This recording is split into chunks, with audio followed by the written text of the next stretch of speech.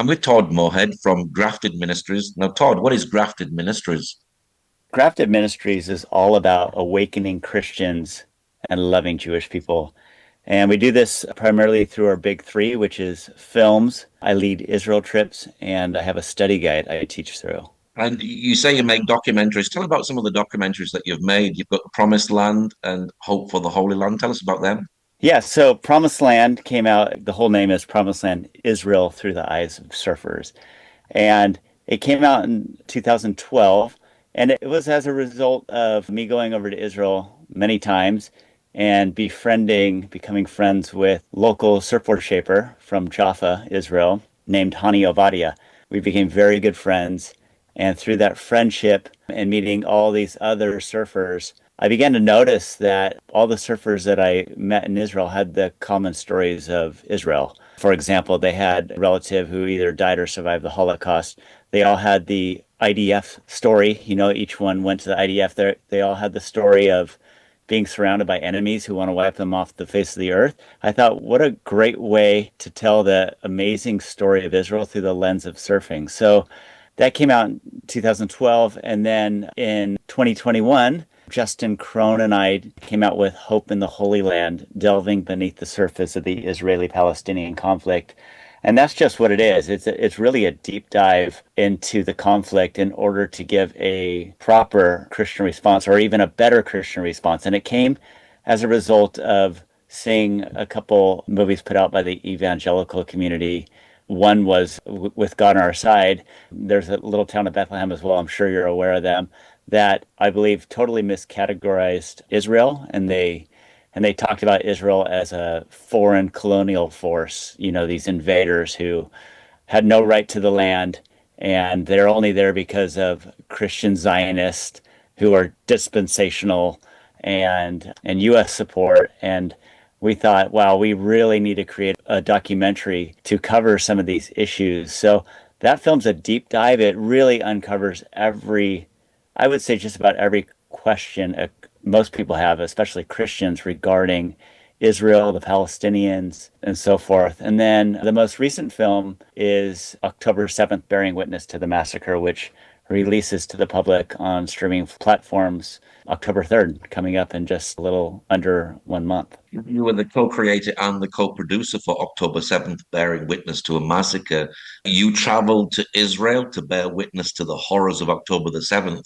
How important was it that you made this film? Oh, both Justin and I saw this film as absolutely crucial. We were actually right in the middle of making a docu-series, and we had just come out with episode one, and we had plans for six others. And October 7th, 2023 happened, which changed Israel. It changed the world forever, but Mm. especially Israel and, the Jewish question and all the Jewish relationships and all that stuff. So we thought we needed to go and actually have boots on the ground and bear witness to what happened, tell the stories of survivors, tell the stories of a couple of survivors of Re'im at the music festival, the Kfar Aza, one of the kibbutz, and also we were at near Oz, where 1/4 of the population was murdered on October 7th or kidnapped.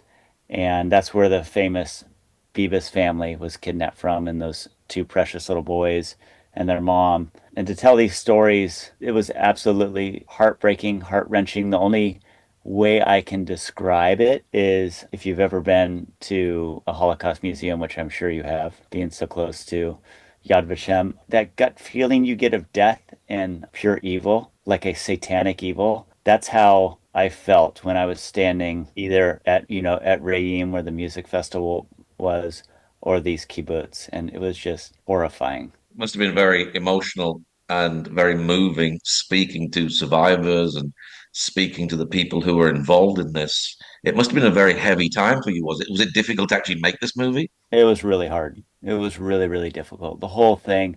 I mean, filming, making a movie is difficult to begin with, but then when you throw in the content and the emotion, it was very, very difficult. The whole country, we were there about 6 months after the events of October 7th, and the whole country was still reeling, and I believe it still is. But, everywhere I went, I saw posters of hostages, which said bring them back home. And it was the hardest trip by far I've ever done. And of course, today is day 700, and still things continue. Still, we have hostages in Gaza. Oh man.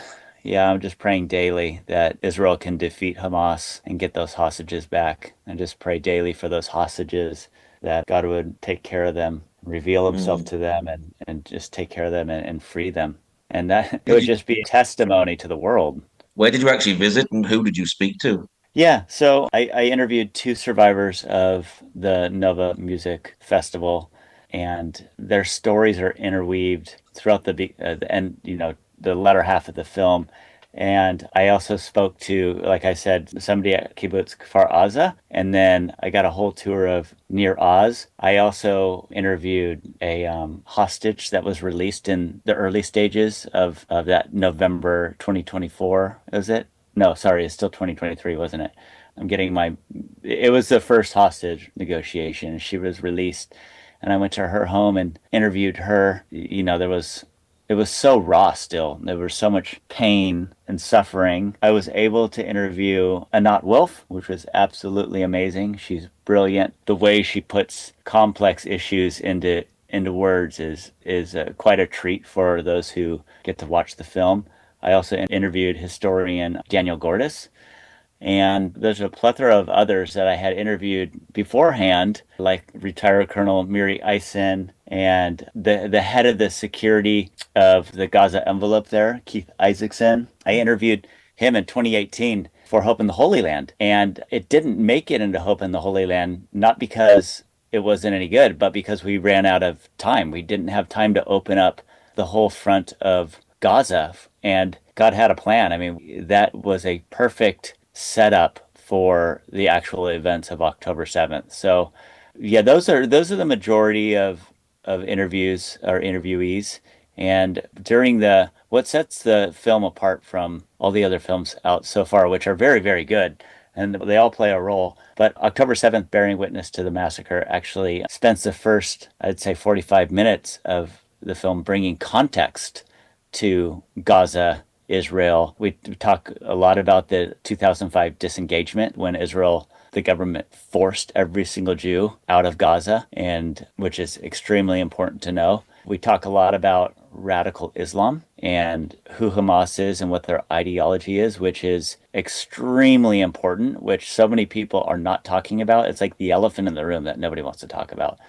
But it is the reason why this is happening. The radical elements, the jihadist elements in the Muslim society is a major issue. You also used video footage from Hamas because they filmed a lot of this. Did it shock you the inhumanity that you saw on the video footage? Oh my gosh, it's like watching, I don't know, it's like watching something out of the Holocaust, except it just happened. And Mm. it's not black and white, right? It wasn't a couple generations ago. It was just 2 years ago almost. And it's just horrifying, absolutely horrifying, the stuff they did.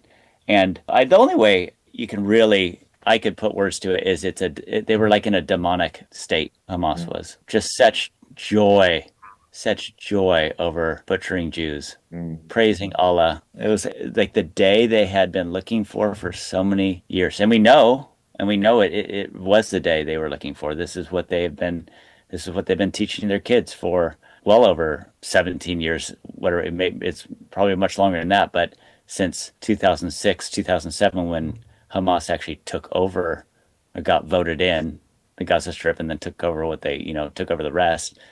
They implemented, hate in every textbook and how to kill Jews, for their math problems, and it just permeates the society. So I guess what you put in is what you get out.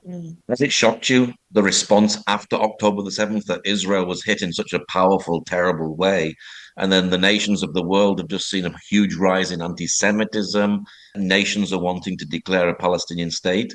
Does this shock you that this is happening, or is this actually maybe biblical that all the nations turn away from Israel? Yeah, it's both. I believe it's biblical, but I didn't think it was going to happen in my time, right? I did not see this coming where Israel is attacked and then they get blamed for their response, right? There's this existential threat on the other side of the border that came in, 3,000 whatever it was Hamas terrorists, and then many other Gazan civilians joined in on it across the border, and they murder, rape, kidnap a bunch of Jews, cut off people's heads, burn them alive, and then take 250 something hostages back. And Israel's blamed. It's mind boggling. It just blows my mind. And the only way I can make sense of it is it's demonic spirit that has overtaken not only, Gaza and, a lot of Muslim thinking, Arab thinking of Jews, but also the world has swallowed that narrative and that lie.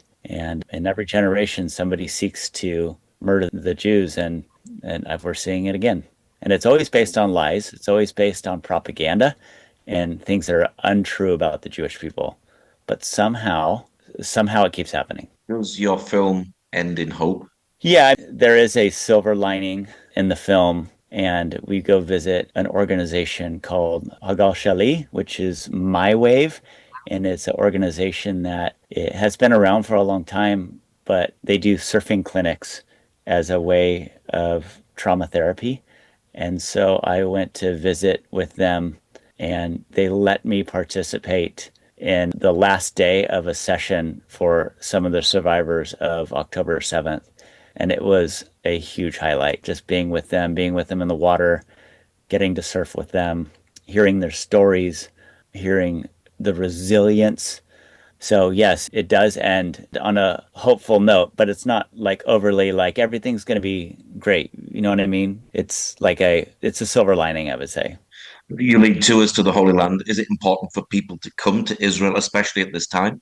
Oh yeah, I think so. I think, and that's one of the takeaways I had when I went to film is we went and there was a number of people, in particular the two girls that I interviewed at the music festival on site, and they asked me, "Why'd you guys come? Like the world hates us, and Mm. you came. We're right in the middle of a war, and you came." So I got to share with them why we came and what compels us. And I felt like, man, I want to be there so bad, so many more times than that. I've wanted to up and leave my home and go help out, maybe go pick some fruit for some of the farmers because there's not enough hands to pick fruit because they're all in the reserves fighting this enemy. But I think it's really important that Christians go to Israel and to see things for themselves about this people, this Jewish people, this amazing miracle of God. Yep. How important is it to stand with the Jewish people at this time? Amen. Mm. Absolutely. That's what I'm really hoping to do is awaken Christians to what's going on